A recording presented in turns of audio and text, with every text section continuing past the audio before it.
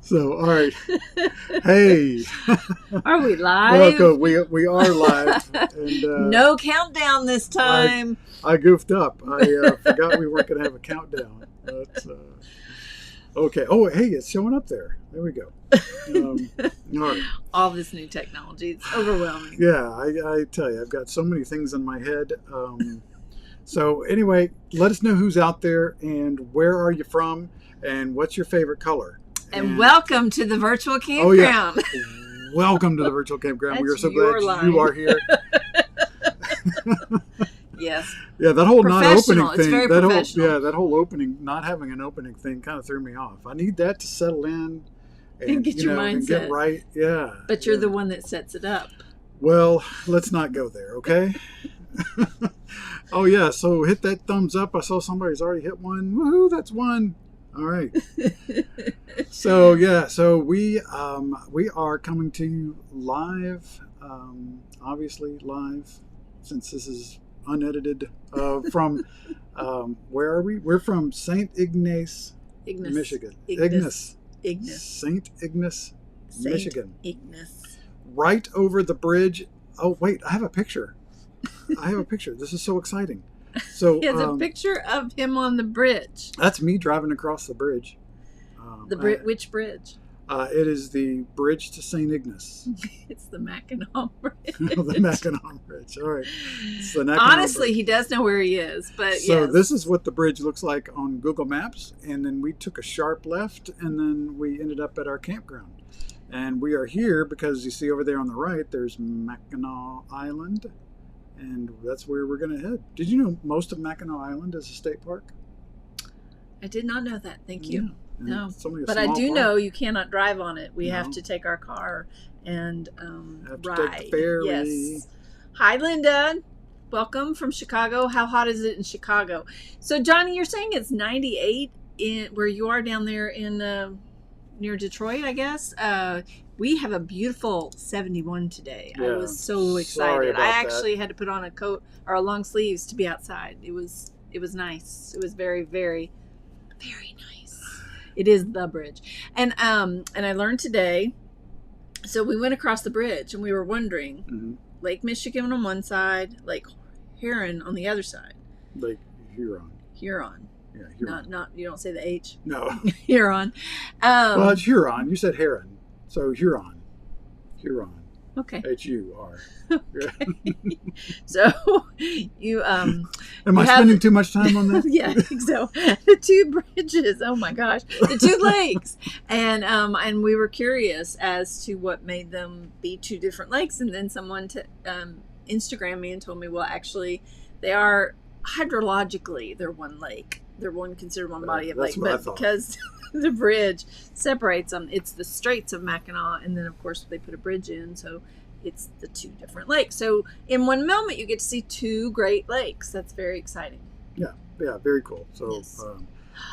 Ooh, Linda says it's 100 in Chicago. I'm sorry. That is so You're only supposed to do that in the Texas area. Oh, that's bad. 100 in June. It's been a really strange June already, and it's today officially the summer solstice. Happy summer solstice! My to all favorite of you. time of the year. Is it? It's the longest day of the year. Is that why it's your favorite? I don't know. I'm just making that up. You're making it up. Officially, summer solstice is at 5:14 p.m. Eastern Standard Time, I believe. And the Northern Hemisphere, it happens at 9:14 coordinated time, which I didn't even know what coordinated universal time. I've never heard of that. I thought that was I guess that's Greenwich time, right? I guess so. I guess so. I've never heard it put as coordinated time. Yeah, so I hadn't either. So basically, and you can see this little picture because we're stupid. I really sometimes think we are. And we were wondering why this sort of happened. And as we got further north, the nights were getting later and later and longer. So it is because, of course, that this is the day where the sun, the South Pole is tipped away from the sun, the North Pole is tipped towards the sun. So as a result, all the locations north of the equator see days longer than 12 hours, and those south see shorter days because, of course, they're winter solstice today. So that's just the point where the poles are at the maximum tilt toward and away from the sun. Yeah. And this tipping thing, I really, you don't notice it a whole lot, but the other night when we were out drinking, I could feel. See, I noticed it when we were at that campground where we had a 2% lean, right, Johnny? We couldn't get level in our campground, so we felt a little tilted that day. Yes, we did. Or that week. So I have a little piece of trivia for y'all, for Solstice trivia. Okay. Can't wait. When is the meteorological start of summer? You're using some big words tonight. Multiple syllables. Yeah. Meteorological, and what was the other one? Hydrological? Hydrological. Holy smokes. It's all the logicals. So impressive. So impressive. Yeah, right. So while y'all are thinking that over, we are officially in St. Ignace, which is part of the UP. So we're officially in the UP, our first time ever. And right? the UP is? The Upper Peninsula. Upper Peninsula. It's still we're up here Michigan. with the Upers. We're still up. We're still in Michigan. It's just the Upper Peninsula. Mm-hmm. So we're excited to be here. It's cooler and it's beautiful so far. Yeah. Oh, it's gorgeous, and I'm so happy that it's cooler. Mm-hmm. It makes me so very happy. And why are we up here? This is our sort of summer of lakes. If you think about it, we're going to see multiple Great Lakes. Yeah. And we're going to go to the Finger Lakes later in the summer. So we're having a summer of lakes. Yeah, very It's nice. a good thing you patched up the kayak. Yeah, hopefully that's going to work.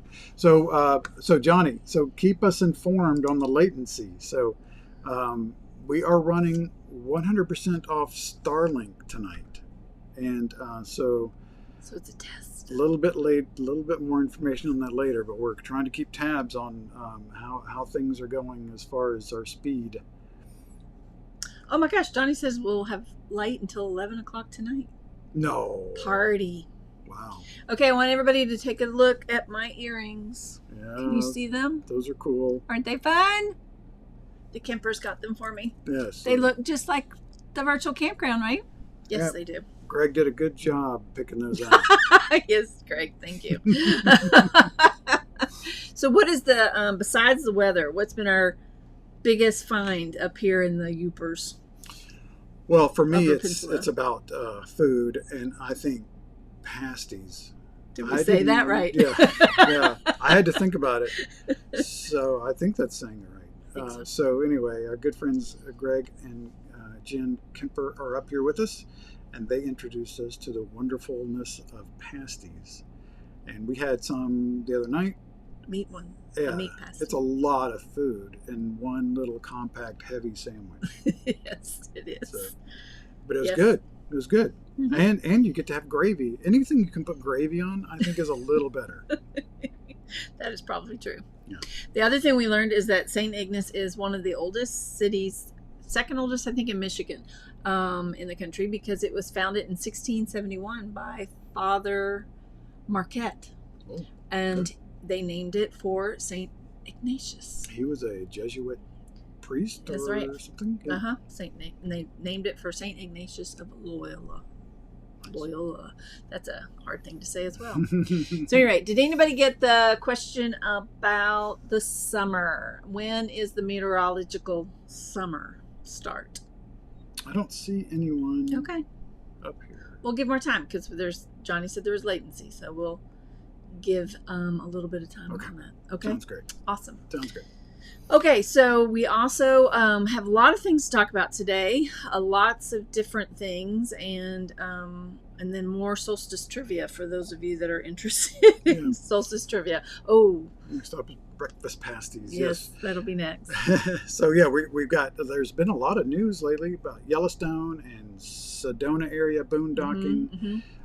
So yeah, we want to touch on those in a little bit, and it just seems like there's just a lot of things happening. A lot of things happening. A lot of things that would affect how you're making plans for the summer, really, this summer, and then some of them will be much more long-lasting even beyond that. So we will get into that. Should we start talking about Yellowstone, you think? I guess so. Okay. Yeah. Let's talk about Yellowstone. Okay, let's. I'm going to bring up a map of Yellowstone. So many of y'all probably heard that, of course, Yellowstone had major flooding over the last week. It was, I guess, a week ago now. They had major flooding. It took out basically some of the roads, some of the main roads that people use to get around Yellowstone. Yellowstone is a huge park, and you really do a lot of driving whenever you're visiting Yellowstone. And so these roads being taken out are just really tragic. And this is the one on the north side of the road, right? So the northern north portion. side part of the park, and it's the only way for a large part of the park on that side to get through. Yeah, so you usually enter from that area through Gardner. Gardner itself didn't really have a lot of damage, and they are still open for business, and this is really hitting them hard as far as the business that they would normally have for the summer.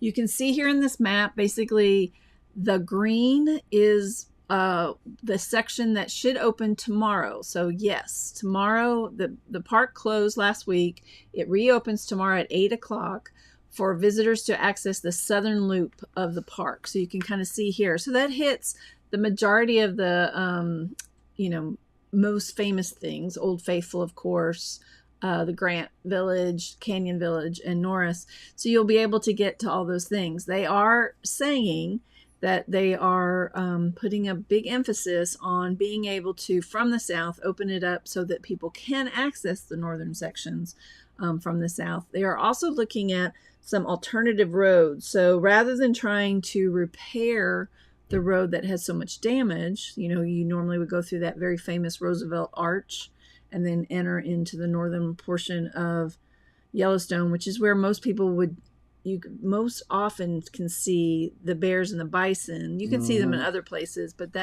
those were always great wilderness sections. Lamar Valley, I believe. Yep.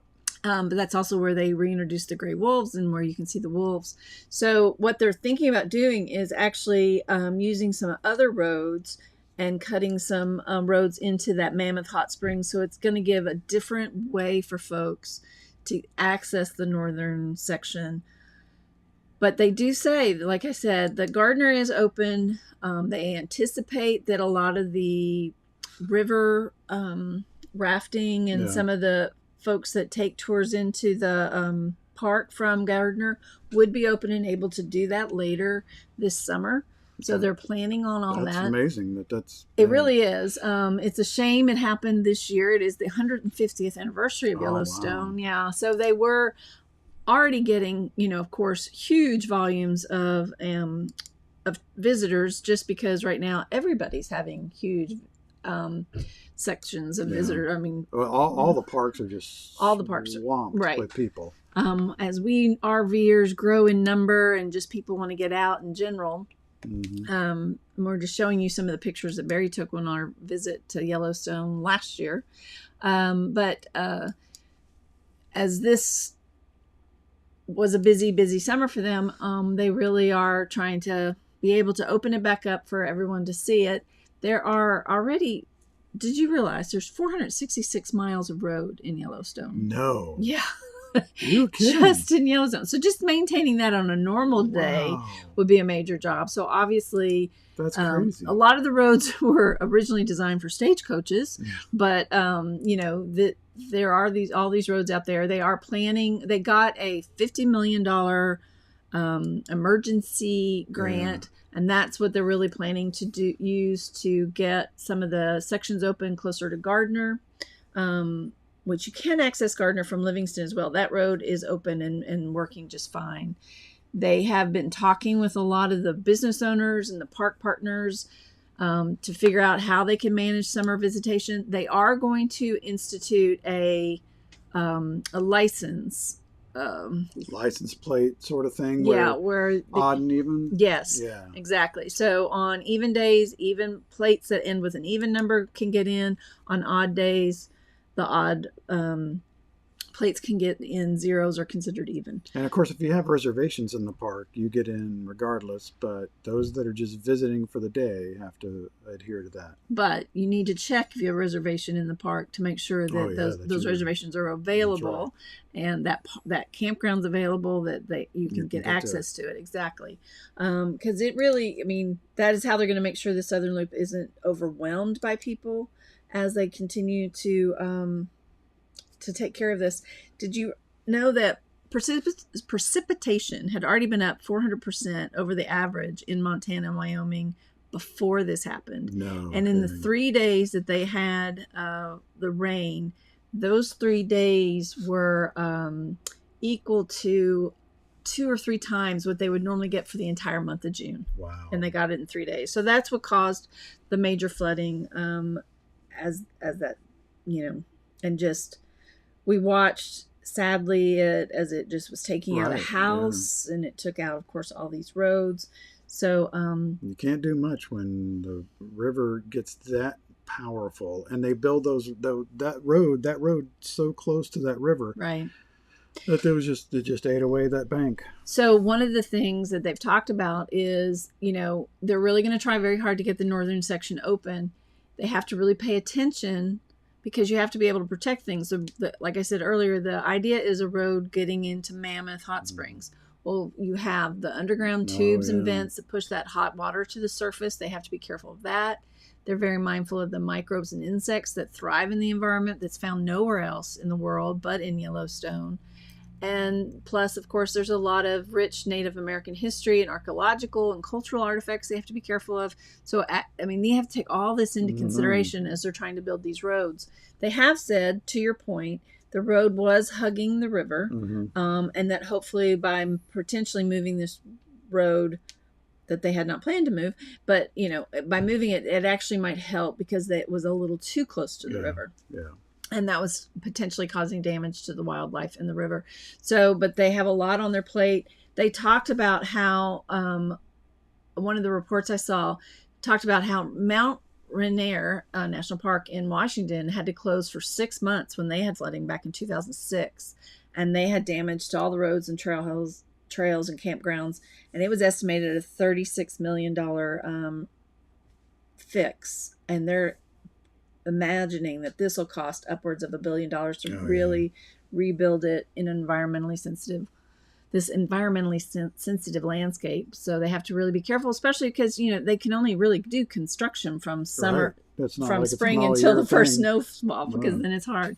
So on the good side, potentially this would be great for the wolves and the bison that are up in the northern section if they have a little bit of time on their own. Visitors. Yeah. If you're planning on going, you may have some more stuff to talk about Yellowstone, but if you are planning on going over to that area, then there is, of course, remember that there are the Grand Tetons right down the road. Right. But yeah, did you want to talk about the alerts from? Yeah. So 2 things. If you do have a trip to Yellowstone planned, you can get road alerts to your mobile phone by texting a number 82190. Text that to 888777. I've got this in the show notes. So you can get alerts if you're planning on going there. You can also call a phone number for a recorded message. And if you are interested in seeing how you can help, and you wish to make a donation, they do have a nonprofit partner called Yellowstone Forever that has a resiliency fund for Yellowstone that they're using some of that money to do some of the repair that they need to do. If you are interested in supporting Yellowstone as it gets back on its feet. And of course, if there are other things, first, what's it called, Red Cross, to help any of the people that were affected. They're letting campers get back in. Of course, some of them had to be evacuated and they left behind personal items, so they have to get back in to get those personal items. Wow. But the amazing thing is no one was seriously hurt. Yeah, that's incredible. Pretty amazing. So let's talk a little bit about if you were planning a trip to Yellowstone, and this might make you change your mind and you say, okay, no, I'm not going to do that this year. Which certainly is a viable thing to do. Well, I've been reading a lot of people on some different Facebook groups who are talking about we have reservations, but now what are we going to do? What else is in the area? Yeah. So we spent some time there. We spent about a month in the area and really loved it. So there's Jackson Hole, which I didn't have a lot of photos of, but or at least that's where we did a river tour. We stayed in. We went in and out of that southern entrance by Du Bois, coming from Du Bois. Okay. You don't say the S, I don't think.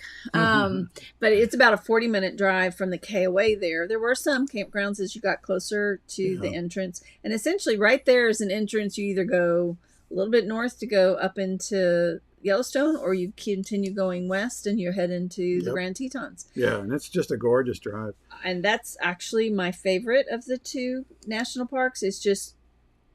It's a more, it has less diversity of, you know, you don't get an Old Faithful and the geysers, but you have just this stunning, you know, landscape, mountainous. So dramatic. Dramatic, that's just the word. Gorgeous. And but it's much more compact. So, I mean, you can do a lot of hikes within the Tetons. You could spend plenty of time in the Tetons if you dig deep. But just to drive down that road and stop off at the different overviews is just gorgeous. And there are some boondocking places available right outside of the Grand Tetons. We've had friends do that. Campgrounds.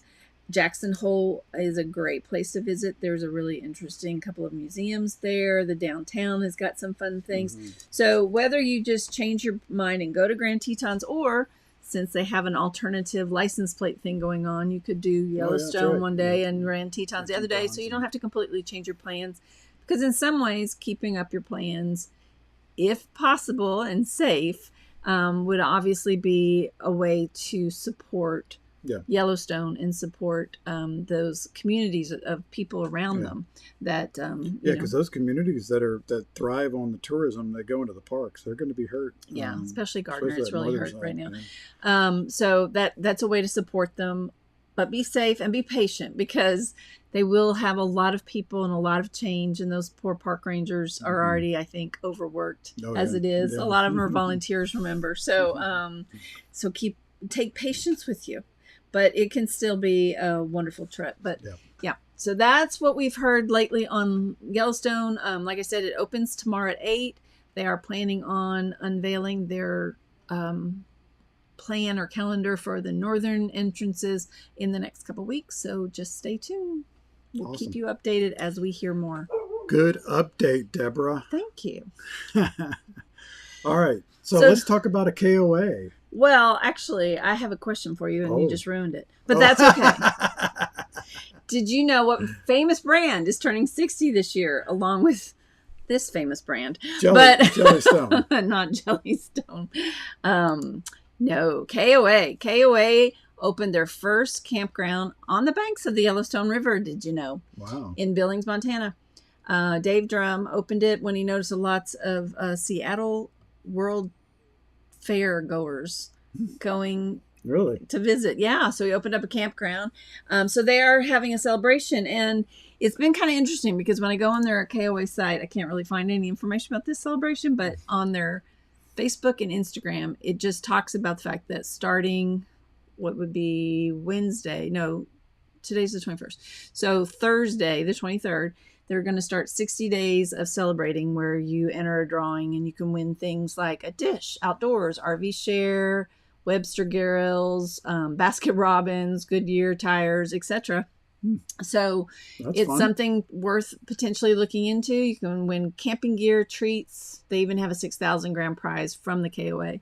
So I don't know any details other than it's supposed to start on the 23rd, and you need to check out Instagram or Facebook to get the details, because that's the only place I've been able to find it. Huh? No, I couldn't find a thing on the website. Doing a social media campaign. Yes, I think so. So that was just a little fun fact for you guys to take a break from all the big news we have. Yes. Oh, and speaking of breaks, let's take a commercial break. So this episode being brought to you by TVC Merchandise. Which includes that hat and T-shirts, not my lovely earrings. No, the lovely earrings, they're special. But no, we do have merchandise on our website. And as a matter of fact, when Liz was on our show last week, she bought it. During the show, she bought a hat. She did. She bought a hat. But anyway, go to the virtual campground. I think it's /store. And check it out and buy something. Help us buy another tank of diesel. Oh, you'd have to buy a lot to help us buy a tank of diesel. That's true. You can help us buy a small portion of a tank of diesel. Yes. It is a fun way for you to support us if you like what we're doing, and to and just to have proudly wear your merch. Yeah, exactly. Show people you're a TVCer. That's right. Okay, so we were talking about camping. We talked a little bit about camping with KOA. So now let's talk about what we've been hearing about boondocking, changes in Yes. boondocking. So, you know, I posted this the other day on our Facebook group. A friend of ours, Epic Adventures, Susan and Spencer McCrary, had posted. There you go. Johnny finally got it. The meteorological summer does start on June 1st. Thank you. Susan and Spencer had posted a reel on Instagram about how they were changing things in Sedona. And I've done a lot of research today, and it's been very confusing to verify all this and to figure out what's really going on. And essentially, out there in the Coconino, is that how you say it? Coconino National Forest. Sounds good. Yeah.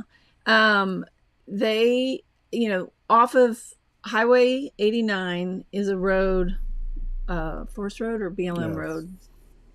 525. And that has been the most popular place to go boondocking in the Sedona area. We'll show you a picture of that. That is essentially us, right? Yep, that's us on the right. Out there, and you can see that we are essentially out there by ourselves with just a little bit of somebody over on there to the left. But this beautiful boondocking, gorgeous boondocking. You get beautiful sunrises, hot air balloons passing over the way the light shines on these rocks, the red rocks. It's just an amazing place to get to boondock. Well, what we heard was they were closing this down. So, and I'll be frank with you. I don't blame them. I honestly, when we were out there, we were so disappointed to see how much trash was out there that people were leaving behind. Waste materials. Yeah. Barry got one of those picker-upper grabbers and went around and picked up so much toilet paper. And all kinds of trash. All kinds of trash, yeah. All kinds of stuff. It's very disappointing. There are also been instances where people are leaving campfires going. So they're trying something new to see if it will protect this resources and the landscape. They still want people to be able to camp there. So what they're doing is closing down a huge swath. I'm going to show the one that's got the red in there. So that red represents the areas that are restricted, and the red lines are going to be closed camping corridors. So you can't camp along those corridors, is the way I understand it, or drive on them. What they're going to do is open up, I think it's about 7 or 8 specific areas where people will be able to do dispersed camping. So these are named places. You can show that other map. You can see the names: Nolan, Greasy Spoon, Coxcomb, Windmill, Surprise, Rockview, Javelina, and Angel Valley. These will be specific areas where people can do dispersed camping. They say that they can accommodate about 200 campers, which is about what they get in a weekend now anyway. The part that I'm not clear about is the way that they've got these designated. They look to be, some of them right there where that red was that I just showed you. One of them, the one that says Greasy Spoon, looks to be almost exactly where you and I parked the other day, or last year when we were there. But they're only saying, like, at the Greasy Spoon area, it's going to be like a 2.47 acre area. So my understanding then would be, from what I can gather, and I did a lot of reading today, but it was all government speak, so you know how that goes, that, that I think it's just smaller areas, that they're going to be more designated. They're going to have boulders up and be much more clear about, this is where you can camp, only here. Because I do know, like the section we were in, there was a couple of areas beyond us that a small camper could have gotten into, or a tent, but they had boulders up so you couldn't get to it. Right. But some people move those things and go there anyway, or maybe go in a tent, and maybe they were trying to keep them out of there. So I think what they're doing is trying to designate these areas where people are going to be. It is also a way for the rangers to better be able to track who's come in, because you are only allowed, this has been true forever, only allowed to camp there for 14 days out of the month. So even if you camped 7 days off of, in Nolan, and then you go 7 days over to Angel Valley, that's your 14 days. then you have to be out of the month. You can't do any more dispersed camping. So this is going to be an easier way for them to track. I read another article that said something about they have now an app that helps them take the picture and image of the license plate so they can do better policing of this. They also would be able to do better policing for when people leave behind things that perhaps they can, track them down, I guess. So anyway, so what they're trying to do is designate the designed areas that you can use for day use, and then for overnight parking, and then have a way to make sure that nobody is in the part they do not wish them to be in, so that these areas can come back. Essentially, again, it's a situation where there are so many more people doing camping. And on top of that, they've had a decades-long drought in this area, and it has just devastated the natural environment out there. So, there's been a lot of issues with wildlife. There's been issues, this is an area where there's a lot of scrub brush, and it's easy for it to be gone away. And when it goes away, then the sand and the dirt starts to erode. It just takes forever for that to come back, and you get all that erosion. And there's more development, when you can say that's good or bad. But as we were out there, we drive down some of these small roads, and there were houses being built and what have you, which is a shame. But, you hope that this will be change for the good and allow that land to come back a little bit, and to be a little bit, still sort of have that boondocking feel, but to be a little better for the land. Yeah, and not far from all these areas, there are two Native American heritage sites. Mm-hmm. So, they're still going to be able to get in and out of there. They're just trying to make it, I think, more manageable for them, because unfortunately, a lot of the new campers, or just people in general, I guess, are just not being as cognizant of the leave no trace principles. I think, we've been in boondocking situations where we've seen people actually leaving trash bags out by the side of the road as if the rangers are going to pick it up. And that's not the point. What you take in, you take out. Yeah. And then what, of course, happens is wildlife gets into those bags, and then that's detrimental to the wildlife. They start then coming closer and closer to campers, and then that causes a problem. So it is, a situation. Leave no trace. You are there as anyone that's boondocking should consider it a privilege to be able to be there, and should treat it as such, and stay away from wildlife. Don't try to feed them, and just be more careful. So I think I'm hopeful. It looks to me, based on just the numbers and the room, it might be a little tighter. Those 200 camping places might be closer together than what we're all wanting to have when we go do dispersed camping. But it's about 34 acres total that they're putting these, that are being open to dispersed camping. So hopefully that's enough room. And then there's and that's not the only places in the whole Sedona area that you can boondock. This is just the very popular areas that we all know of. There are some others out there. It's just 525 in specifically, I think. Very popular. Yeah. Great cell service. For AT&T. Yeah, anyway. It has been great cell service. So I think those are just something to be aware of. I would love it if any of you all are doing Sedona this year to let us know. It starts July 18th, and we'll be fully rolling it out. The other thing that is changing is they will not allow campfires any longer. Oh, no kidding! I didn't hear that. Mm-hmm. Wow. Yeah. So they won't be allowing any open campfires, and I'm trying to find my note just to make sure I say it right, but they will only allow charcoal and wood campfires are prohibited. Stoves and grills operated solely on liquefied petroleum gas can be turned on and off are permitted. Wow.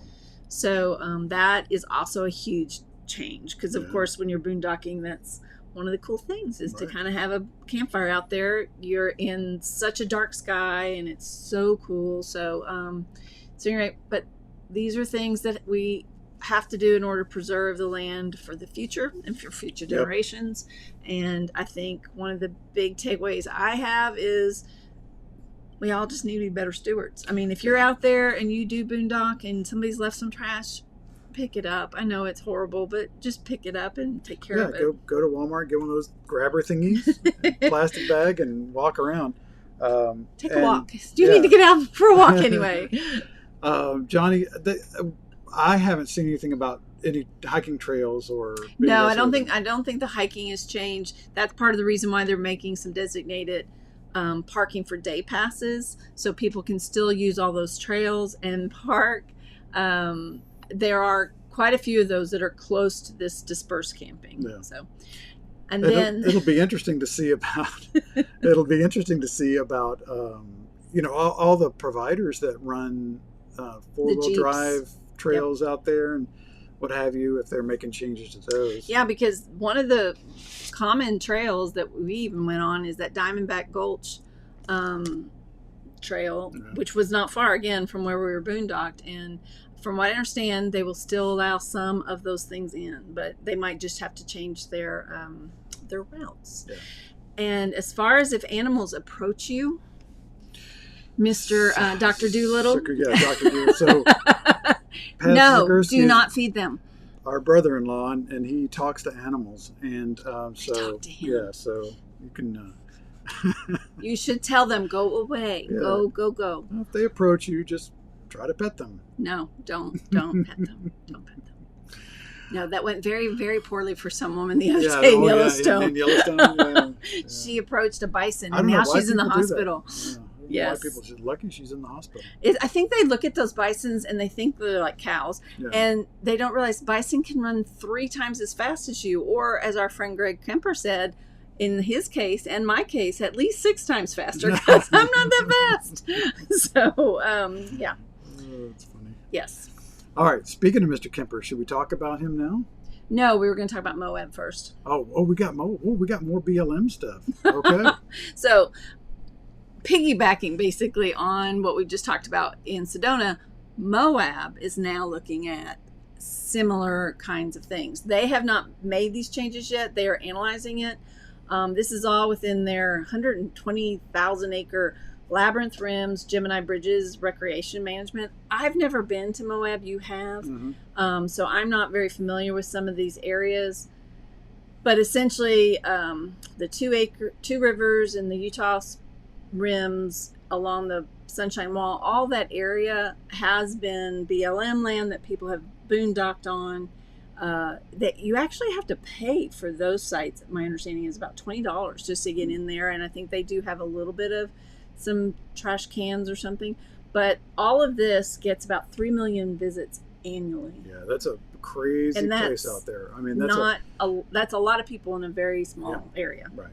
Yeah, I mean, they got so many visitors to Moab in that whole area. Just a ton of pressure on the land for all the visitors going to those parks out there. Yep. So again, they're looking at how they can maybe designate some individual campsites to make sure again that people are camping where you're supposed to camp. Our rule on boondocking, as far as can I camp here or not, is if it looks like there's a trail, like a wide enough room for your rig to go in, that somebody has sort of cleared the space and there's a campfire ring or something that kind of designates it as a campground or campsite, then it is. Yeah. But if you have to go across some trees or brush or anything, that's not a campsite. Don't go there. Yeah, and assuming that you're on your own forest land or your own Bureau of Land Management land. Mm-hmm. And that's interesting, though. It always has been where you can tell it's some sort of improved area, and it's always been a fire ring. Now that they're doing away with fire rings, what are they going to do? Well, I think that's the marked ones. Well, now this is the designated, so you'll know that that's a grant. But if you're out boondocking in other places, don't create a space. Yeah. Find one that has already been used. That's right. It's really how you have to do that. So again, on the Moab, they're looking at this. They haven't made a final decision. So if you have hot sports opinions on these things, then I have also in the notes where you can email them or write them. with your hot sports opinion. Nice. They're mostly not taking that. General opinions will be considered, but they will not respond to you. But if you have scientific facts, they will respond to you. Nice. So anyway, just so you know. So I think that's all my great news on Nice camping. Yes, nice thank you. Reference on Thank you. Hot sports opinion. Mm-hmm. Okay. All right. So the next thing we had is just a little thing that happened to us. We wanted to give a personal shout out to Mr. Gregory Kemper. I don't know. Is it Gregory? Greg Shreg. Kemper. Shreg, who's he and his lovely wife are hanging out with us. But when we got here, God. we were having trouble leveling. And it turns out at some point that day, we had blown one of our high pressure lines to one of our jacks. And so I just threw up my hands and sat on the ground and started crying. But Greg came over and take a look and said, well, here's what we need to do. This, and this, and this. And he went and got his toolkit and he crawled up under the rig and he started letting loose of stuff and fixing stuff. And then suddenly, poof, we can put down our levelers and put the slides out. So thank you, Greg. You're a hero. And Did you have a picture of that jack? Oh, yes, do have a picture of that jack. So this jack, so you'll see when I find the picture, this jack had blown out and I had driven in it for 2 hours? Yep. And it's just a mess. It's just caked with all kinds of hydraulic type brake fluid, whatever that fluid is. So are you saying that when it starts beeping at you and you're driving, you should probably pull over? Well, there's nothing we could have done while driving, or if I'd pulled over, there was nothing we were going to do on the side of the road. So we had to get to where we were going. So that line right there where all that hydraulic fluid had blown away all the stuff, cleaned it up. That's what was loose, and Greg crawled up under there and fixed it. Thank you, Greg. Yes. Because, yes, we got to put out the slides. Until then, he was telling me we were going to not put out the slides because you really shouldn't put out your slides. I was starting to look into hotel rooms. I was and not. Resorts He told me I could, but I was not. All right. So let's see. What else? Oh, so we mentioned earlier, you want to talk about Starlink? No, go ahead. Yeah. Okay. Did you have something else you want to cover? Mm-hmm. Okay. So Starlink, we mentioned earlier, we've been running the show on Starlink. So Johnny and anyone else watching, tell us how it's been doing. So we had some. He did say earlier that instability, the latency was but now better. it's back. So, so pretty excited about this. So this is our first full official day on Starlink. Yes. Yeah. Mm-hmm. So you want to tell people how did you get it? Because this has been a big topic in RVers, whether you should Starlink or not. So why did you decide to Starlink? So they is that a verb? Yeah, it is now, I guess. So it's been all very confusing. But when I got ready to pull the trigger, they were at a point where you had to find an address with an open cell. Mm-hmm. So you couldn't order it unless you were living in that open cell, in theory. But what you could do is you could go find an address in an open cell and say, that's where I live, and then ship it to wherever you were. Mm-hmm. So that's what I ended up doing. And the next day they announced the RV version where they didn't care. They just would ship it to you wherever. So we have the RV version being because they know they're on the move, so that their location would change frequently. Yeah, you just had to add the portability for $25 a month, and then it didn't, in theory, matter where you were. So we have the Starlink up and running. It doesn't have any restrictions as far as I can tell, as far as where we can run it in the United States, and it just works better when you have a clear sky. Yeah, we were at a state park that was heavily treed last week, and it did not work there. Well, we didn't even try it because our good friend Greg Kemper knew it didn't work. Yeah, was trying it and just not having much luck with it. But I've read tons about all the obstructions that happen, and it really does need, because there aren't as many satellites as Elon wants to have up there, and so there still isn't quite 100% coverage, so to speak. So yeah, it has to have a pretty open view to the northern sky. Okay. Yeah. So anyway, any questions? Congratulations to Starlink. Let us hear if you have any questions about it. We will be reporting more on Starlink, I'm sure, as we use it more often and get some information to share with folks about how hopefully put together a little video about it. Mm-hmm. Greg and I are going to try to put together. So there's been so much talk about how to mount it. Mine's just on the ground right now. I did get today an adapter to allow you to put it on top of a pole. So we're going to play around with that maybe tomorrow. And he needs to get his elevated because he's got some blockage from some trees. So we may play around with that, but we'll keep you updated. I did have one other note on campgrounds. Oh, what's that? Oh, so, I jumped the gun. No, that's okay. The government, the United States government, the United States government, a division of the Homeland Security to be exact, did say that they put campgrounds now out of the category of, I think, fun and tourism into lodging.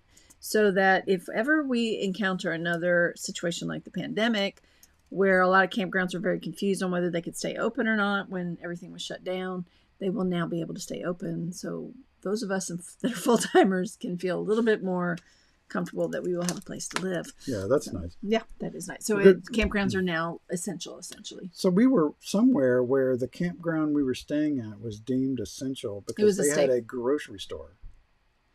Oh, okay. Is that why? Yeah. I thought it was because they were a state park. They told us. No, we were talking with the owner, and he said, yeah, because they had a grocery store in their small community that they were, or it was a little just a convenience store basically. Mm-hmm. They were considered essential. And also, I think that one state park was also where, should there be a state of emergency that emergency vehicles need to come to, it was the where they would come to. Of course, I think that would displace all of us, but maybe they thought they had enough room. So anyway. I did want to shout out a couple of folks. We've had June is a big month for us as far as birthdays go. June we have Brian Ott's birthday was last week. Whoop. And the aforementioned Mr. Kemper's birthday is Thursday, right? Yeah, turns 40. 40? I thought it was only 30. Oh, 30. My bad. And then the gentleman to my left has a birthday on Saturday. This is my left. You have a birthday. Happy birthday. Thank you. Barry's birthday is on Saturday. Everybody wish him a happy birthday. Thank you very much. You're I'm welcome. so excited. I know you are. My best friend's birthday is tomorrow, Julie. Happy birthday, Julie, if you're watching. She's my friend since 7th grade. She and I are only turning 32. Anyway, okay. We were right up there with the KOA. Anyway, so let's see. Johnny got all the internet points for knowing when the meteorological calendar summer is, which is June 1st. Go out and celebrate Solstice Day today. Today is also International Yoga Day, so do a downward dog or two. The other, ironically, after all this talk about campfires, one of the ways that is wildly celebrated for summer solstice is having a bonfire. So have a campfire or make a flower crown or have some strawberries, which is what we did. Because it's also the strawberry moon was the full moon this month. Yeah, and a few days back. Yep. So that's kind of fun. Yeah. Is there anything else? Let's see. Before you go, hit that thumbs up. We would sincerely appreciate that. Tell all your friends about us as my birthday gift. Tell all your friends about us. Barry really, really, really wants to get to 2022 subscribers, so pass it along. By 2022 subscribers by the end of 2022. Get it? Not hard to get.